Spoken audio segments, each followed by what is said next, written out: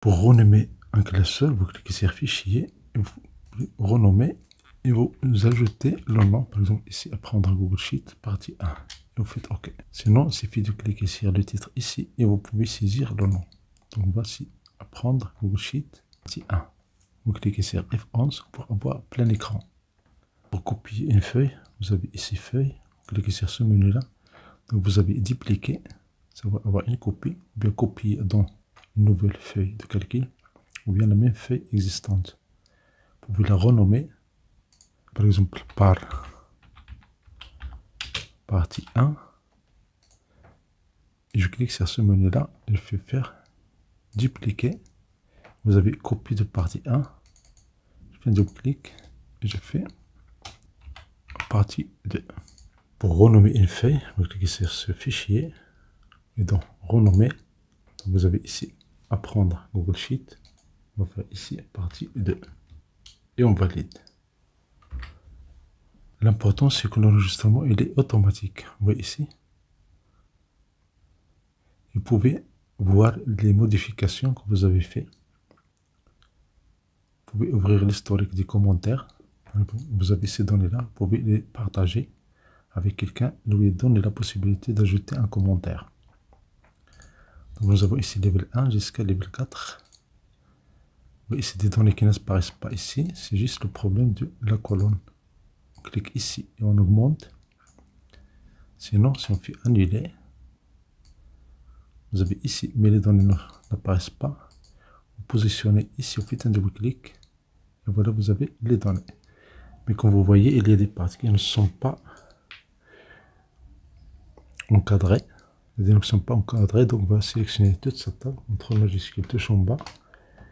Et dans le menu ici, vous avez l'encadrement. Vous pouvez faire l'encadrement juste avec même avec des couleurs. Par exemple, vous faire l'encadrement vert,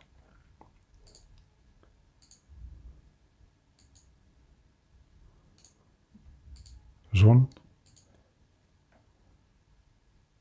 bleu. Et vous pouvez changer la taille. Voilà.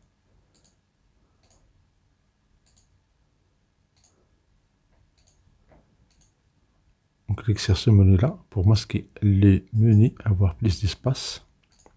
Vous avez ces données-là. Maintenant, supposons que nous venons calculer le total par level. Donc nous avons level 1, level 2, level 3, level 4.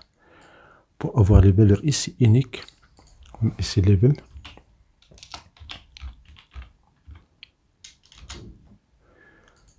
et ici on va faire, on va faire insertion, fonction filtrée, fonction unique. Maintenant il suffit de sélectionner A2 jusqu'à A12 et on valide. Et voilà, vous avez ici level 1, mais vous avez level 1. Ici, voir, on va faire ici égal cette cellule, égal cette cellule, est-ce qu'elle contient les mêmes valeurs que cette cellule? Et comme vous voyez, valeur unique ne prend pas en considération, prend en considération la casse. On veut faire une écriture en majuscule. On va faire ici égal majuscule. On voit la parenthèse, on clique sur la cellule A2. Je fais OK. La saisie elle est automatique. Je fais un double clic. Et voilà, nous avons ici les autres valeurs. Maintenant, je peux faire la fonction unique. Insertion. Des fonctions. Filtrer. Je vais faire unique. Je prends les données C2, CTRL majuscule touche en bas jusqu'à C2. Si je fais OK. Et voilà, vous avez level 1, level 2, level 3, level 4. Donc ici, les level majuscule. Je vais compter ici l'effectif. Effectif par level. Donc on va faire ici égal somme. Je veux une somme conditionnelle. Je fais somme si. Donc je sélectionne les données. Je fais somme si. On a la plage, on a le critère et on a la somme ou bien la plage que nous allons sommer. Donc la plage c'est C2 jusqu'à C12. Point virgule. Le critère c'est la cellule E2, point virgule, la somme, bien la plage que nous allons sommer, c'est B2 jusqu'à B12. Et on ferme la parenthèse, on fait OK. Et voilà, nous avons ici la somme de level 1. Supposons que je copie la formule en bas. Comme vous voyez, il y a un problème parce qu'il y a un décalage des zones. Donc au début, je ferme, j'efface. Donc au début, on va fixer ça. On va cliquer sur F4. La même chose ici, on va fixer cette zone en cliquant sur la touche F4 du clavier. Et on fait OK. Maintenant, si on fait une copie de la formule en bas, nous avons le total. On va vérifier ce que level 4, il y a 142. Level 4, il y a 22. Plus 120, donc 142.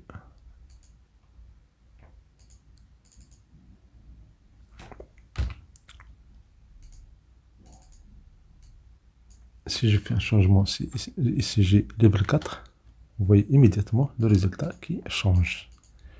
Donc avec cette méthode, on peut faire une somme conditionnelle. Supposons que nous voulons calculer le nombre de levels ici dans cette table. Ça veut dire combien de fois nous avons dans la colonne A les levels. Donc il suffit de faire égal nb.si. On clique sur ici pour activer l'aide.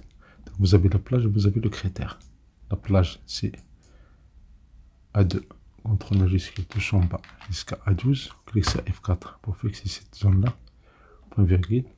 Le critère c'est la cellule H1.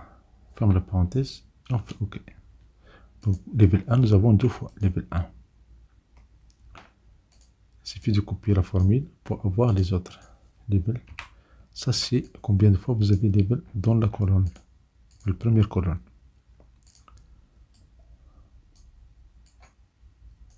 Sélectionnez ça et vous pouvez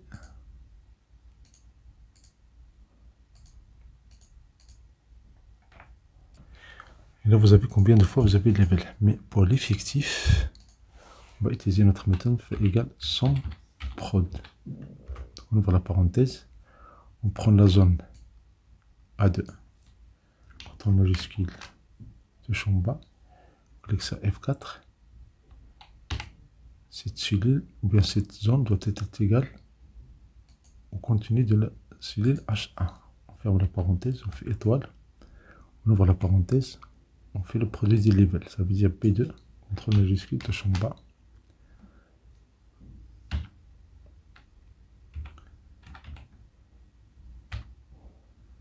On ferme la parenthèse de cette zone et on ferme la parenthèse de son prod qu'on doit ouvrir au début. Si vous remarquez, vous avez ici 220 qui a été calculé. Si je fais OK, voilà 220. Si je copie la formule, j'ai les données ici. Si vous vérifiez, vous avez deux méthodes ici. Vous avez son prod, vous avez son si. Ça peut être utile pour calculer des sommes conditionnelles.